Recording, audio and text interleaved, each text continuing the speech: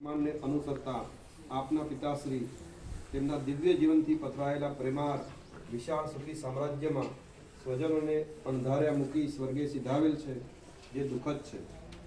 આપના પિતાશ્રીએ તારીખ 24/11/1994 થી તારીખ 31/5/2001 સુધી શ્રી વીઆર વિદ્યાલય પાલનપુરમાં આચાર્ય તરીકે ઉમદા સેવાઓ આપેલ.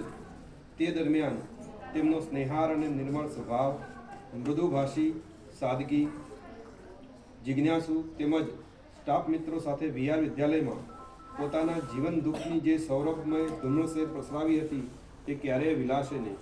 તેમની પરગજુપણાની પરાગ કુટુંબને સદૈવ પ્રેરણામય બની રહે અને તેમની સૂક્ષ્મ સુવાસ તમારા પરિવાર આસપાસ અહોરાગ મહેકતી રહે, એ જ અભ્યર્થના.